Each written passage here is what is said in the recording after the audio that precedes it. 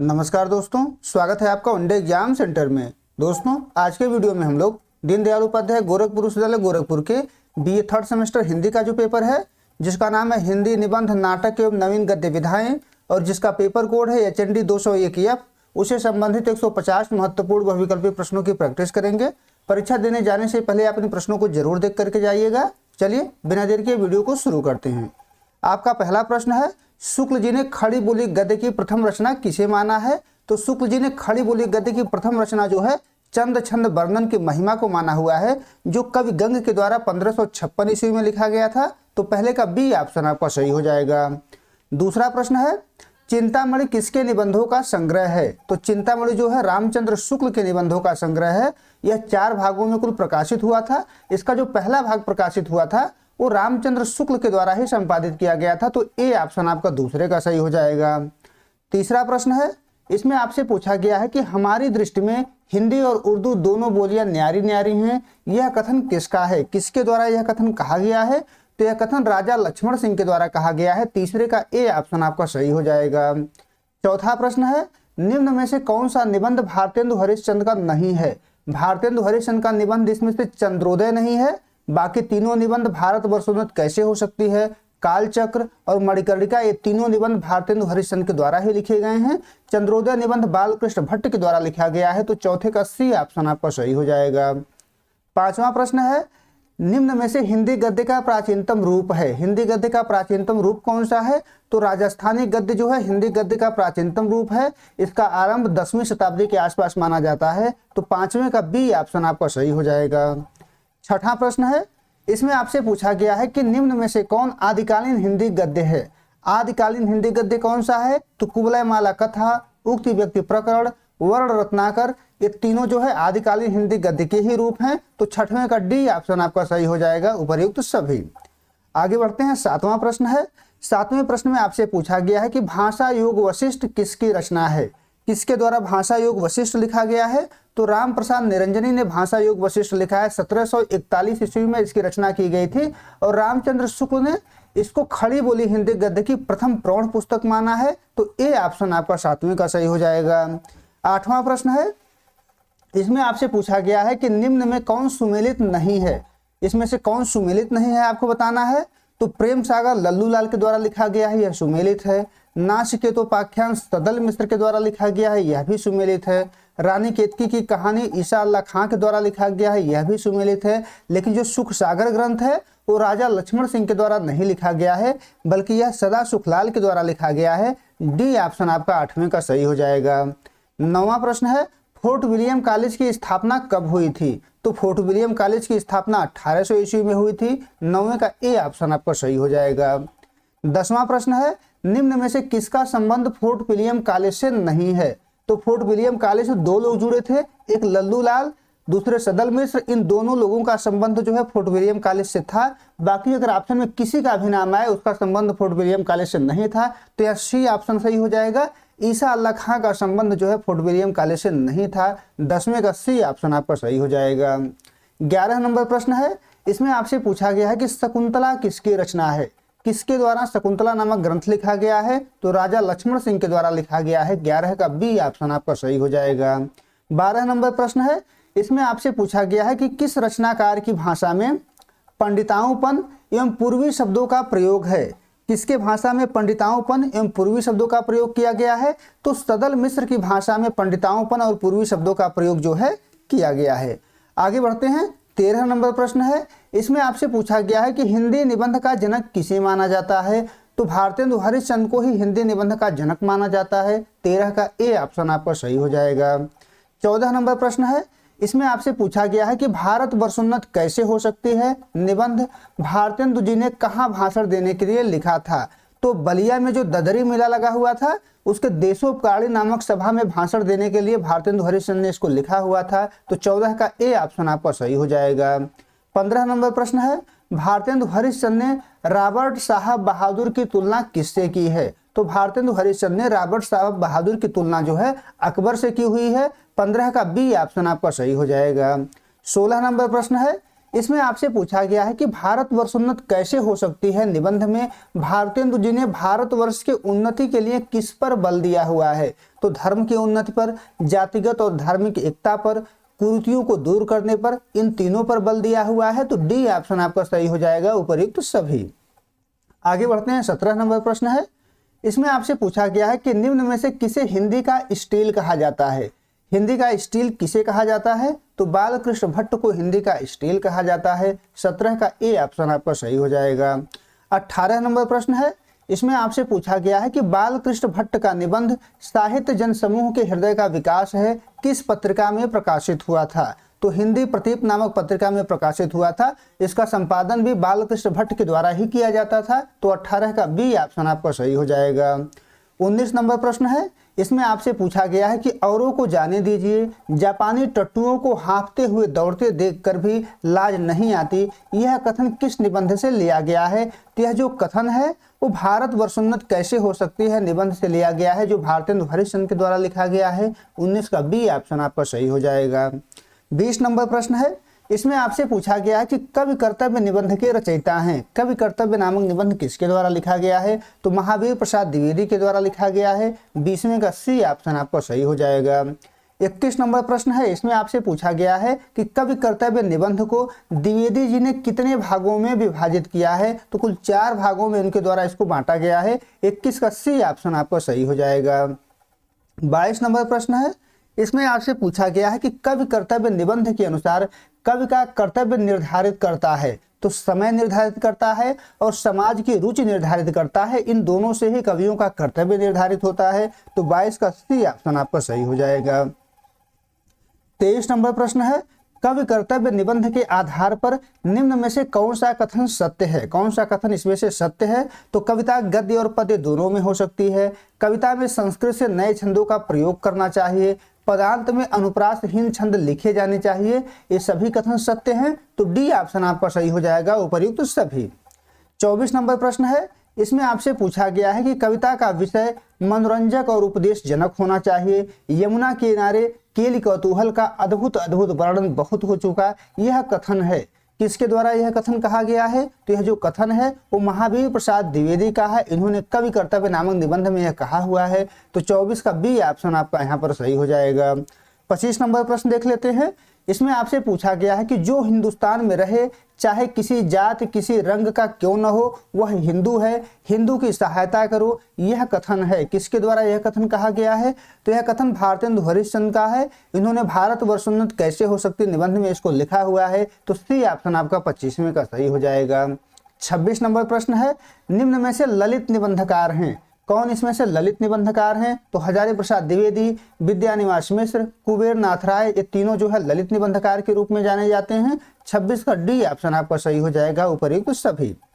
27 number प्रश्न है। देवदारू निबंध के रचनाकार हैं। देवदारू निबंध के रचनाकार कौन है? तो देवदारू नामक निबंध की रचना जो है हजारी प्रसाद द्विवेदी के द्वारा की गई थी। 27 का बी ऑप्शन आपका सही हो जाएगा। 28 नंबर प्रश्न है। निम्न में से कौन सा निबंध विद्यानिवास मिश्र का है? कौन सा निबंध इसमें से विद्यानिवास मिश्र के द्वारा लिखा गया है? तो चितवन की छाह, तुम चंदन हम पानी, मेरे राम का मुकुट भीग रहा है, ये तीनों निबंध विद्यानिवास मिश्र के द्वारा ही लिखे गए हैं। तो 28 का डी ऑप्शन आपका सही हो जाएगा, उपर्युक्त सभी। 29 नंबर प्रश्न है। रामचंद्र शुक्ल का निबंध नहीं है। कौन इसमें से रामचंद्र शुक्ल का निबंध नहीं है? तो ऊपर के जो 3 निबंध हैं, कविता क्या है, श्रद्धा भक्ति और करुणा, ये तीनों रामचंद्र शुक्ल के द्वारा ही लिखे गए निबंध हैं। हल्दी दूब जो है रामचंद्र शुक्ल का निबंध नहीं है, बल्कि यह विद्यानिवास मिश्र का निबंध है। तो 29 का डी ऑप्शन आपका सही हो जाएगा। 30 नंबर प्रश्न है।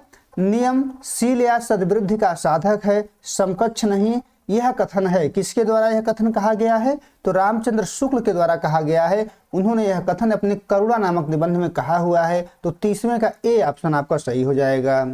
31 नंबर प्रश्न है। निम्न में से किसे शुक्ल जी ने करुणा का उल्टा माना है? तो शुक्ल जी ने करुणा का उल्टा क्रोध को माना हुआ है। 31 का बी ऑप्शन आपका सही हो जाएगा। 32 नंबर प्रश्न है।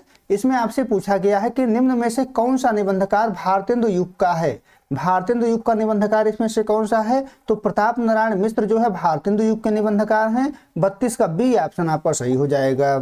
33 नंबर प्रश्न है। इसमें आपसे पूछा गया है कि संस्कृति का शेषनाग किसका निबंध है। किसके द्वारा संस्कृति का शेषनाग लिखा गया है? तो कुबेरनाथ राय का निबंध है। 33 का बी ऑप्शन आपका सही हो जाएगा। 34 नंबर प्रश्न है, इसमें आपसे पूछा गया है कि कुबेरनाथ राय का निबंध नहीं है।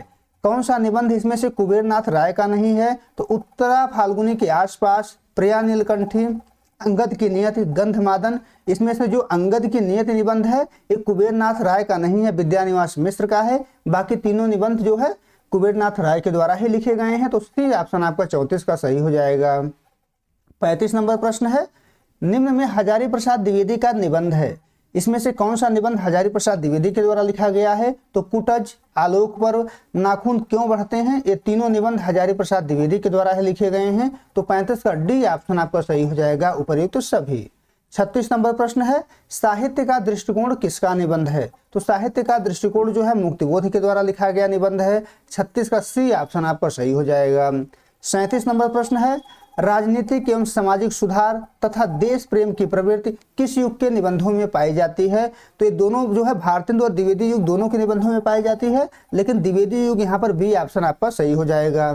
38 नंबर प्रश्न है, इसमें आपसे पूछा गया है कि आने वाली पीढ़ी पिछली पीढ़ी की ममता की पीड़ा नहीं समझ पाती और पिछली पीढ़ी अपनी संतान के संभावित संकट की कल्पना मात्र से उद्विग्न हो जाती है। यह कथन है, यह कथन किसके द्वारा कहा गया है? तो यह जो कथन है विद्यानिवास मिश्र के द्वारा कहा गया है। उन्होंने इस कथन को जो है, उनका जो निबंध है जो आपके सिलेबस में लगा हुआ है, मेरे राम का मुकुट भीग रहा है, उसी निबंध में उन्होंने इसको कहा हुआ है। तो 38 का ए ऑप्शन आपका सही हो जाएगा।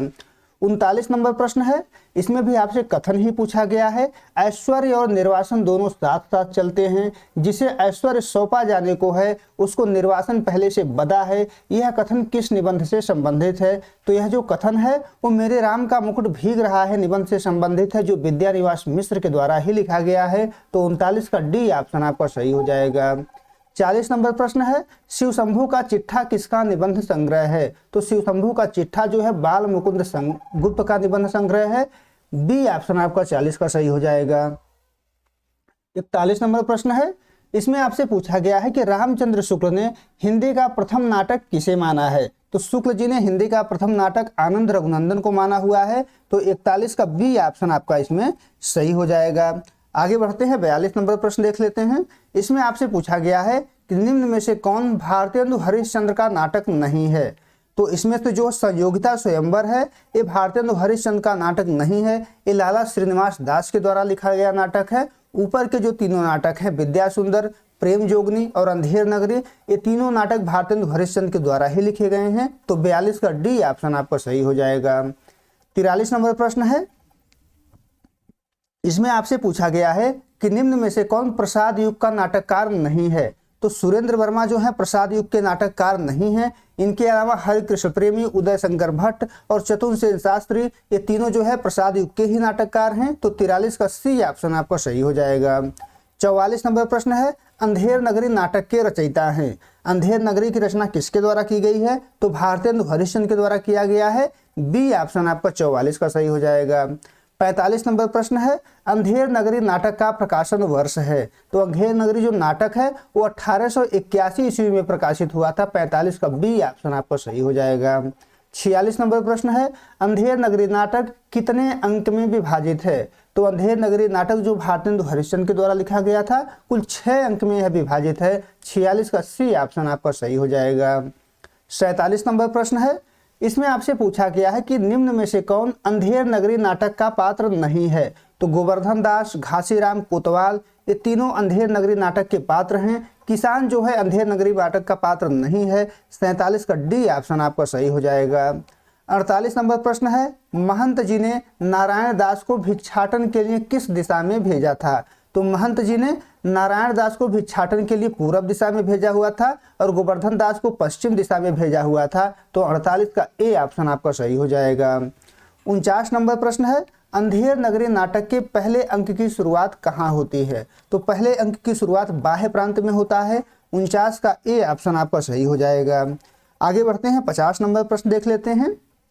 इसमें आपसे पूछा गया है कि चना हाकिम सब जो खाते, सब पर दूना टिकस लगाते, यहाँ लगाते कर लीजिएगा। यह कथन है, किसके द्वारा यह कथन कहा गया है? तो यह कथन घासीराम के द्वारा कहा गया है। नाटक के दूसरे अंक में यह कथन आपको मिलेगा। तो सी ऑप्शन आपका 50 का सही हो जाएगा।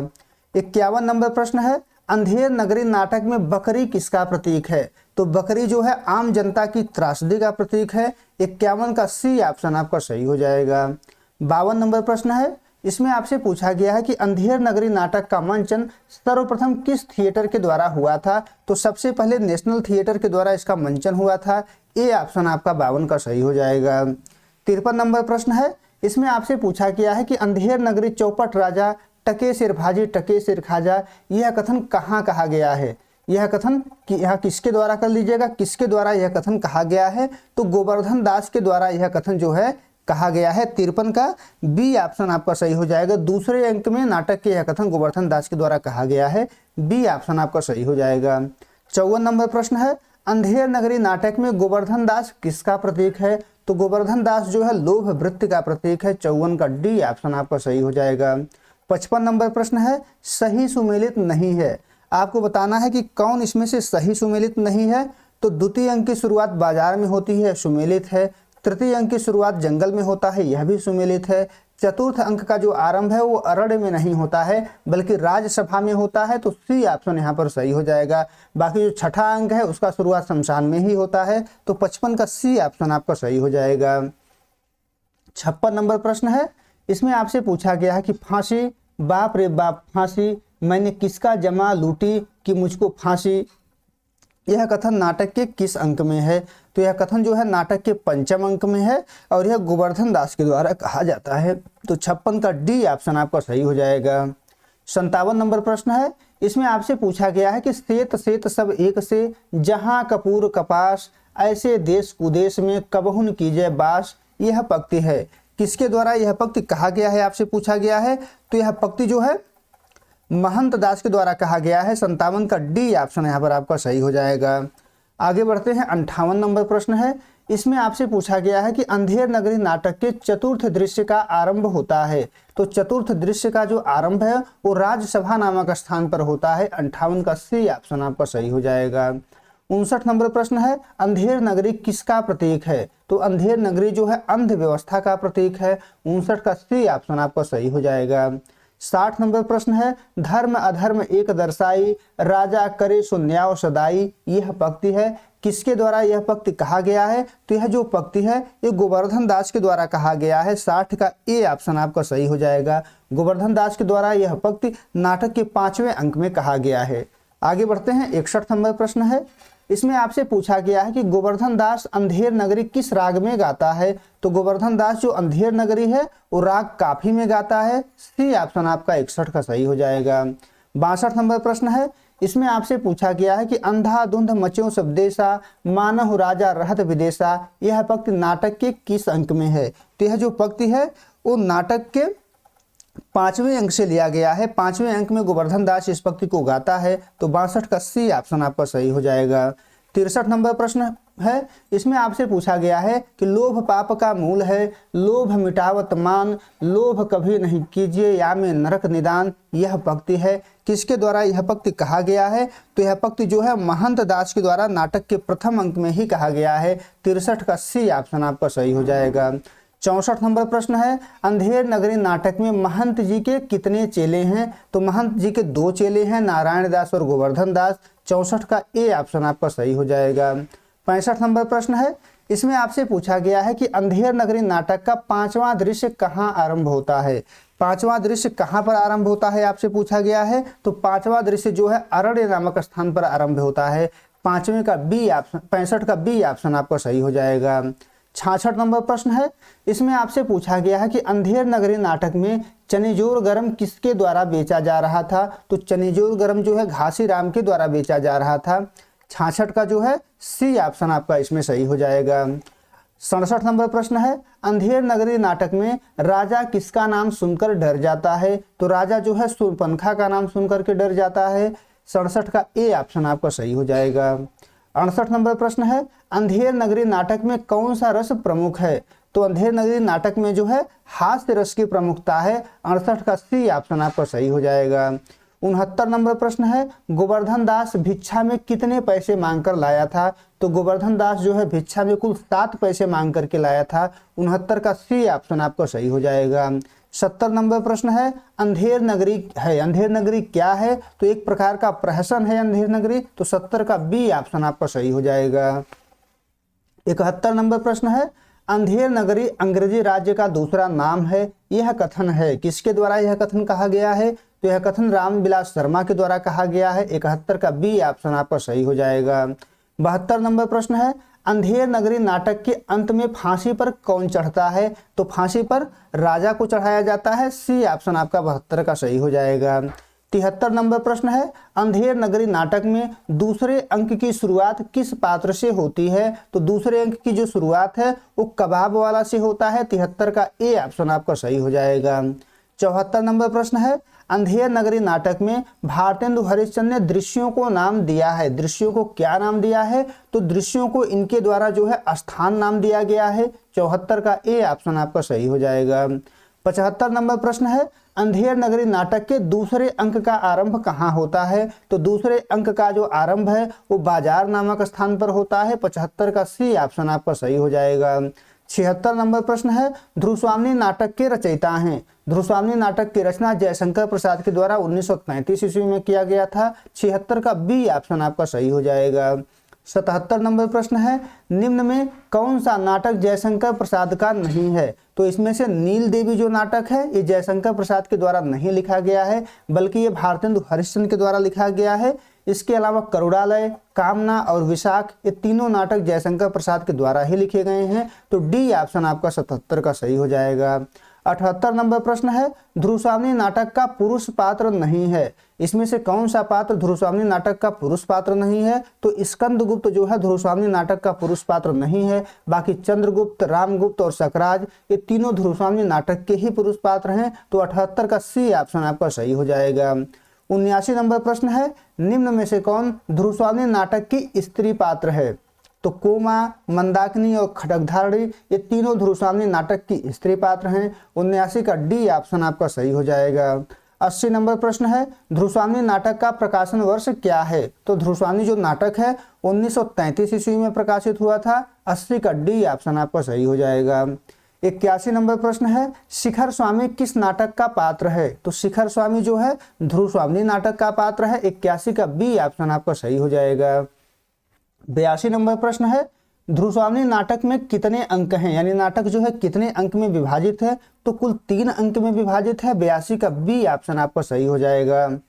83 नंबर प्रश्न है, इसमें आपसे पूछा गया है कि ध्रुवस्वामिनी नाटक में कुल कितने गीतों का प्रयोग किया गया है? तो ध्रुवस्वामिनी नाटक में कुल 4 गीतों का प्रयोग किया गया है। 83 का सी ऑप्शन आपका सही हो जाएगा।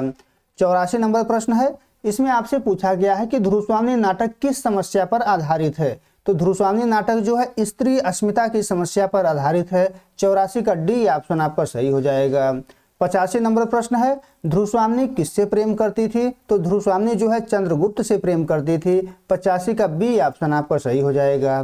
86 नंबर प्रश्न है, इसमें आपसे पूछा गया है कि सच है वीरता जब भागती है तब उसके पैरों से राजनीतिक छल छंद की धूल उड़ती है, यह कथन किसका है? तो यह कथन नाटक में मंदाकिनी के द्वारा कहा गया है। 86 का बी ऑप्शन आपका सही हो जाएगा।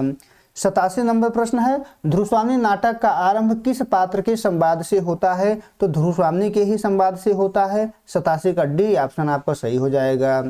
88 नंबर प्रश्न है, इसमें आपसे पूछा गया है कि नाटक के लिए कौन सा तत्व अनिवार्य है? तो अभिनेता, रंगमंच और पात्र, नाटक के लिए तीनों तत्व अनिवार्य हैं। 88 का डी ऑप्शन आपका सही हो जाएगा, उपर्युक्त सभी।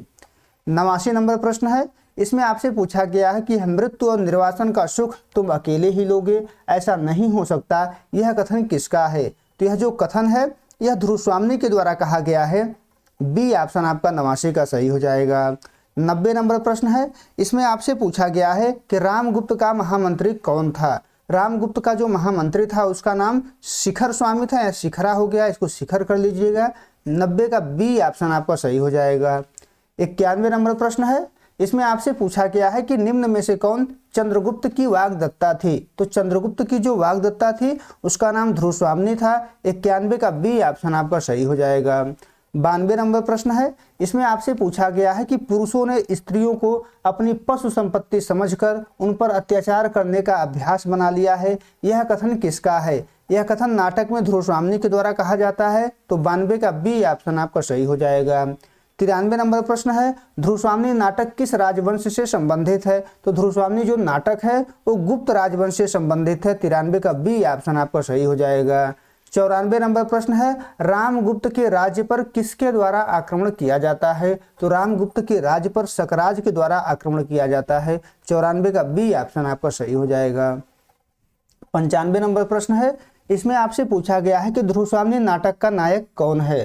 तो ध्रुवस्वामिनी नाटक का जो नायक है उसका नाम चंद्रगुप्त है। ए ऑप्शन आपका 95 का सही हो जाएगा। 96 नंबर प्रश्न है, इसमें आपसे पूछा गया है कि समुद्रगुप्त का वास्तविक उत्तराधिकारी कौन था। समुद्रगुप्त का जो वास्तविक उत्तराधिकारी था उसका नाम चंद्रगुप्त है। बी ऑप्शन आपका 96 का सही हो जाएगा। 97 नंबर प्रश्न है, ध्रुवस्वामिनी नाटक में खलनायक पात्र है। तो खलनायक पात्र रामगुप्त, शिखर स्वामी, सकराज तीनों हैं। तो डी ऑप्शन आपका सही हो जाएगा, उपर्युक्त सभी। 98 नंबर प्रश्न है, कोमा किससे प्रेम करती थी। तो कोमा जो है सकराज से प्रेम करती थी। 98 का बी ऑप्शन आपका सही हो जाएगा। 99 नंबर प्रश्न है, इसमें आपसे पूछा गया है कि नाटक में महादेवी शब्द का प्रयोग किसके लिए किया गया है। तो नाटक में महादेवी शब्द का प्रयोग ध्रुवस्वामिनी के लिए किया गया है। 99 का सी ऑप्शन आपका सही हो जाएगा। 100 नंबर प्रश्न है, इसमें आपसे पूछा गया है कि ध्रुवस्वामिनी को आत्महत्या करने से कौन रोकता है। तो ध्रुवस्वामिनी को आत्महत्या करने से चंद्रगुप्त के द्वारा रोका जाता है। 100वें का सी ऑप्शन आपका सही हो जाएगा। 101 नंबर प्रश्न है, सकराज संधि प्रस्ताव लेकर किसे भेजता है। तो सकराज का संधि प्रस्ताव खिंगल के द्वारा लाया जाता है। सी ऑप्शन आपका सही हो जाएगा। 102 नंबर प्रश्न है, निम्न में से कौन प्रसाद का नाटक नहीं है। कौन इसमें से जयशंकर प्रसाद का नाटक नहीं है। तो कामायनी जो है नाटक नहीं है बल्कि यह महाकाव्य है। इसके अलावा चंद्रगुप्त, स्कंदगुप्त और राजश्री ये तीनों जो है प्रसाद के द्वारा लिखे गए नाटक हैं। तो डी ऑप्शन आपका सही हो जाएगा। 103 नंबर प्रश्न है, देवी जीवन विश्व की संपत्ति है, प्रमाद से, क्षणिक आवेश से या दुख की कठिनाइयों से उसे नष्ट करना ठीक नहीं, यह कथन है। किसके द्वारा यह कथन कहा गया है। तो यह कथन चंद्रगुप्त के द्वारा कहा गया है। ए ऑप्शन आपका सही हो जाएगा। 104 नंबर प्रश्न है, मैं अपनी आंखों से अपना वैभव और अधिकार दूसरों को अन्याय से छीनते देख रहा हूं और मेरी वाग्दत्ता पत्नी मेरे ही अनुत्साह से मेरी नहीं रही, यह कथन है। किसके द्वारा यह कथन कहा गया है। तो चंद्रगुप्त के द्वारा यह कथन कहा गया है। 104 का सी ऑप्शन आपका सही हो जाएगा। 105 नंबर प्रश्न है, सकराज के शिविर में स्त्री का वेश धारण कर ध्रुवस्वामिनी को बचाने कौन जाता है। तो ध्रुवस्वामिनी को बचाने के लिए स्त्री का वेश धारण करके चंद्रगुप्त जाता है। ए ऑप्शन आपका 105वें का सही हो जाएगा। 106 नंबर प्रश्न है, सकराज की हत्या किसके द्वारा की जाती है। तो सकराज की हत्या जो है चंद्रगुप्त के द्वारा की जाती है। डी ऑप्शन आपका 106 का सही हो जाएगा। 107 नंबर प्रश्न है, ध्रुवस्वामिनी नाटक का गौण पात्र है। तो कुबड़ा, बौना, हिजड़ा ये सभी जो है ध्रुवस्वामिनी नाटक के गौण पात्र हैं। 7वें का डी 107वें का डी ऑप्शन आपका सही हो जाएगा, उपर्युक्त सभी। 108 नंबर प्रश्न है, मैं तो दर्वदीप्ति तुम्हारी महत्वमयी पुरुष मूर्ति की पुजारिन थी, यह कथन है। किसके द्वारा यह कथन कहा गया है। तो यह कथन जो है कोमा के द्वारा कहा गया है। बी ऑप्शन आपका 108 का सही हो जाएगा। 109 नंबर प्रश्न है, प्रेम का नाम न लो, वह एक पीड़ा थी जो छूट गई, उसकी कसक भी धीरे धीरे दूर हो जाएगी, यह कथन है। किसके द्वारा यह कथन कहा गया है। तो यह कथन कोमा के द्वारा कहा गया है। 109 का ए ऑप्शन आपका सही हो जाएगा। 110 नंबर प्रश्न है, ध्रुवस्वामिनी ने अपने नीड़ की संज्ञा दी है। किसको अपने नीड़ की संज्ञा दी है। तो स्वर्ण पिंजर को अपने नीड़ की संज्ञा दी हुई है। सी ऑप्शन आपका 110वें का सही हो जाएगा। 111 नंबर प्रश्न है, जयशंकर प्रसाद किस प्रकार के नाटककार हैं। तो जयशंकर प्रसाद जो है ऐतिहासिक नाटककार हैं। सी ऑप्शन आपका 111 का सही हो जाएगा। 112 नंबर प्रश्न है, रामगुप्त किस प्रकार का शासक था। तो रामगुप्त जो है एक प्रकार का विलासी शासक था। 112 का डी ऑप्शन आपका सही हो जाएगा। 113 नंबर प्रश्न है मेरा परिवार किस विधा की रचना है? तो मेरा परिवार जो है महादेवी वर्मा के द्वारा लिखा गया रेखाचित्र विधा की रचना है। तो ए ऑप्शन आपका 113 का सही हो जाएगा। 114 नंबर प्रश्न है महादेवी वर्मा ने गिल्लू नाम किसका रखा था? तो गिल्लू नाम उन्होंने एक गिलहरी का रखा हुआ था। 114 का बी ऑप्शन आपका सही हो जाएगा। 115 नंबर प्रश्न है रेखा चित्र को अंग्रेजी में कहते हैं? तो रेखा चित्र को अंग्रेजी में स्केच कहा जाता है। 115 का सी ऑप्शन आपका सही हो जाएगा। 116 नंबर प्रश्न है निम्न में से कौन महादेवी वर्मा का रेखा चित्र है? महादेवी वर्मा का रेखा चित्र कौन है इसमें से? तो अतीत के चलचित्र, स्मृति की रेखाएं, मेरा परिवार, ये तीनों रेखा चित्र जो है महादेवी वर्मा के द्वारा है लिखा गया है। डी ऑप्शन आपका सही हो जाएगा उपर्युक्त सभी। 117 नंबर प्रश्न है निम्न में से गिल्लू का प्रिय भोजन था? गिल्लू का प्रिय भोजन जो है काजू था। तो 117 का सी ऑप्शन आपका सही हो जाएगा। 118 नंबर प्रश्न है 30 बरस का साथी रामविलास शर्मा के रचयिता हैं? तो इसकी रचना जो है अमृतलाल नागर के द्वारा किया गया था। 118 का बी ऑप्शन आपका सही हो जाएगा। 119 नंबर प्रश्न है हिंदी का प्रथम संस्मरणकार किसे माना जाता है? तो हिंदी का प्रथम संस्मरणकार जो है पद्म सिंह शर्मा को माना जाता है, जिनके द्वारा पद्म पराग लिखा गया था। तो सी ऑप्शन आपका 119 का सही हो जाएगा। 120 नंबर प्रश्न है निम्न में से कौन सुमेलित नहीं है? तो पथ के साथी महादेवी वर्मा के द्वारा लिखा गया था, यह सुमेलित है। वे दिन वे लोग शिवपूजन सहाय के द्वारा लिखा गया है, यह भी सुमेलित है। स्मृत लेखा अज्ञे के द्वारा लिखा गया था, यह भी सुमेलित है। लेकिन औरों के बहाने विद्यानिवास मिश्र के द्वारा नहीं बल्कि राजेंद्र यादव के द्वारा लिखा गया है। तो डी ऑप्शन आपका 120वें का सही हो जाएगा। 121 नंबर प्रश्न है कलम का सिपाही किसके ऊपर लिखी गई जीवनी है? तो कलम का सिपाही जो है प्रेमचंद के ऊपर लिखी गई जीवनी है। ए ऑप्शन आपका यहाँ पर सही हो जाएगा। यह अमृत राय के द्वारा लिखा गया था, जो प्रेमचंद के ही पुत्र थे। तो ए ऑप्शन आपका सही हो जाएगा। 122 नंबर प्रश्न है कलम का सिपाही को कौन सा पुरस्कार प्राप्त हुआ था? तो इसको जो है साहित्य अकादमी पुरस्कार 1963 ईस्वी में प्राप्त हुआ था। बी ऑप्शन आपका 122 का सही हो जाएगा। 123 नंबर प्रश्न है आवारा मसीहा के रचयिता हैं? आवारा मसीहा के रचयिता विष्णु प्रभाकर है, यह जीवनी है जो है शरद चंद्र की। तो सी ऑप्शन आपका 130वें का सही हो जाएगा। 123वें का 124 नंबर प्रश्न है प्रेमचंद घर में किस विधा की रचना है? प्रेमचंद घर में जो है जीवनी विधा की रचना है। बी ऑप्शन आपका सही हो जाएगा। 125 नंबर प्रश्न है रिपोर्टाज किस भाषा का शब्द है? तो रिपोर्टाज जो है फ्रांसीसी भाषा का शब्द है। 125वें का ए ऑप्शन आपका सही हो जाएगा। 126 नंबर प्रश्न है हिंदी में रिपोर्टाज का जनक किसे माना जाता है? तो हिंदी में रिपोर्टाज का जनक शिवदान सिंह चौहान को माना जाता है, जिनके द्वारा लक्ष्मीपुरा नामक रिपोर्टाज लिखा गया था। तो बी ऑप्शन आपका 126 का सही हो जाएगा। 127 नंबर प्रश्न है ऋण जल धन जल के रचयिता हैं? तो इसके रचयिता फरीश्वर नाथ रेणु हैं। बी ऑप्शन आपका 127 का सही हो जाएगा। 128 नंबर प्रश्न है ऋण जल धन जल का आशय है? तो इसका आशय बाढ़ और सूखा से है। तो सी ऑप्शन आपका सही हो जाएगा। 129 नंबर प्रश्न है फणीश्वर नाथ रेणु का जन्म कब हुआ था? तो इनका जन्म 1921 ईस्वी में हुआ था। 129 का ए ऑप्शन आपका सही हो जाएगा। 130 नंबर प्रश्न है निम्न में से कौन रेणु जी की रिपोर्टाज है? तो नेपाली क्रांति कथा, श्रुत अश्रुतपूर्व, एकलव्य के नोट्स, ये तीनों जो है रेणु जी के ही रिपोर्टाज है। तो 130वें का डी ऑप्शन आपका सही हो जाएगा उपर्युक्त सभी। 131 नंबर प्रश्न है भोला राम का जीव किस विधा की रचना है? तो व्यंग्य विधा की रचना है। 131वें का बी ऑप्शन आपका सही हो जाएगा। यह हरिशंकर प्रसाई के द्वारा लिखा गया था।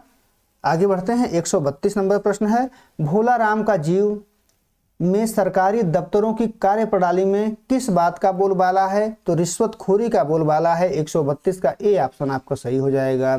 133 नंबर प्रश्न है मेरी तिब्बत यात्रा के लेखक हैं? मेरी तिब्बत यात्रा के लेखक राहु सांकृत्यायन हैं। ए ऑप्शन आपका 133 का सही हो जाएगा। 134 नंबर प्रश्न है हिंदी में यात्रा वृत्तांत की शुरुआत किसने की? तो हिंदी में यात्रा वृत्तांत की शुरुआत जो है भारतेंदु हरिश्चंद्र के द्वारा ही किया गया है। बी ऑप्शन आपका 134 का सही हो जाएगा। 135 नंबर प्रश्न है किसके बचपन का नाम केदारनाथ पांडे था? तो राहु सांकृत्यायन के बचपन का नाम केदारनाथ पांडे था। ए ऑप्शन आपका 135 का सही हो जाएगा। 136 नंबर प्रश्न है एक लेखक की डायरी किसकी रचना है? तो एक लेखक की डायरी जो है मुक्तिबोध के द्वारा लिखा गया है। सी ऑप्शन आपका 136 का सही हो जाएगा। 137 नंबर प्रश्न है, हिंदी में डायरी विधा का प्रवर्तन किसने किया है? तो हिंदी में डायरी विधा का प्रवर्तन श्री राम शर्मा के द्वारा किया गया है। उन्होंने 1946 में सेवाग्राम की डायरी लिखी थी। ए ऑप्शन आपका 137 का सही हो जाएगा। 138 नंबर प्रश्न है, निम्न में से कौन सी रचना मुक्तिबोध की है? तो एक साहित्यिक की डायरी, चांद का मुंह टेढ़ा है, सतह से उठता है आदमी, ये तीनों रचनाएं मुक्तिबोध के द्वारा ही की गई हैं। डी ऑप्शन आपका सही हो जाएगा, उपर्युक्त सभी। 139 नंबर प्रश्न है, हिंदी में इंटरव्यू विधा के प्रवर्तक हैं। इंटरव्यू विधा के प्रवर्तक बनारसी दास चतुर्वेदी को माना जाता है। बी ऑप्शन आपका 139 का सही हो जाएगा। 140 नंबर प्रश्न है, मैं इनसे मिला किस विधा की रचना है? तो साक्षात्कार विधा की रचना है। 140 का बी ऑप्शन आपका सही हो जाएगा। 141 नंबर प्रश्न है, जूठन किसकी आत्मकथा है? तो जूठन जो है ओम प्रकाश वाल्मीकि की आत्मकथा है। ए ऑप्शन आपका 141 का सही हो जाएगा। 142 नंबर प्रश्न है, जूठन किस समस्या पर आधारित है? तो जूठन जो है सामाजिक विषमता की समस्या पर आधारित है। सी ऑप्शन आपका 142 का सही हो जाएगा। 143 नंबर प्रश्न है, हिंदी की पहली आत्मकथा है। हिंदी की पहली आत्मकथा अर्धकथा है जो बनारसी दास जैन के द्वारा 1641 ईस्वी में ब्रज भाषा में लिखा गया था। तो ए ऑप्शन आपका सही हो जाएगा। 144 नंबर प्रश्न है, अपनी खबर किस विधा की रचना है? तो अपनी खबर जो है आत्मकथा है। 144 का बी ऑप्शन आपका सही हो जाएगा। 145 नंबर प्रश्न है, अपनी खबर के रचनाकार हैं। तो अपनी खबर जो आत्मकथा है वो पांडे विचन शर्मा उग्र के द्वारा लिखा गया था। सी ऑप्शन आपका 145 का सही हो जाएगा। 146 नंबर प्रश्न है, महादेवी वर्मा ने गिल्लू को दफनाया था। तो सोन जूही के नीचे दफनाया हुआ था। बी ऑप्शन आपका 146 का सही हो जाएगा। 147 नंबर प्रश्न है, गिल्लू के चरित्र की विशेषता है। तो गिल्लू जो है आत्मीय एवं स्नेही था, क्रीड़ा प्रिय था, चंचल था। तो ये तीनों विशेषताएं उसके चरित्र में पाई जाती हैं। डी ऑप्शन आपका सही हो जाएगा, उपर्युक्त सभी। 148 नंबर प्रश्न है, निम्न में से कौन राहु सांकृत्यायन का यात्रा वृत्तांत नहीं है? तो हमारी जापान यात्रा राहु सांकृत्यायन के द्वारा नहीं लिखा गया है। इसके अलावा मेरी तिब्बत यात्रा, किन्नर देश में, चीन में क्या देखा, ये तीनों यात्रा वृत्तांत राहु सांकृत्यायन के द्वारा ही लिखा गया है। तो 148 का सी ऑप्शन आपका सही हो जाएगा। 149 नंबर प्रश्न है, निम्न में से कौन पद्म सिंह शर्मा का संस्मरण है? तो पद्म पराग, प्रबंध मंजरी, ये दोनों जो है पद्म सिंह शर्मा के द्वारा लिखे गए संस्मरण हैं। सी ऑप्शन आपका सही हो जाएगा, दोनों। 150 नंबर प्रश्न है, निम्न में हरिशंकर परसाई का व्यंग नहीं है। तो यहाँ पर जो है अंगद का पांव जो है हरिशंकर परसाई का व्यंग नहीं है। यह विद्यानिवास मिश्र के द्वारा लिखा गया है। इसके अलावा सदाचार का ताबीज, प्रेमचंद के फटे जूते, शिकायत मुझे भी है, ये तीनों जो है हरिशंकर परसाई के द्वारा ही लिखे गए व्यंग हैं। उम्मीद है दोस्तों आपको ये वीडियो पसंद आया होगा। अगर आपको ये वीडियो अच्छी लगी तो चैनल को सब्सक्राइब कर लीजिए, वीडियो को लाइक और शेयर कर दीजिए। बहुत बहुत धन्यवाद।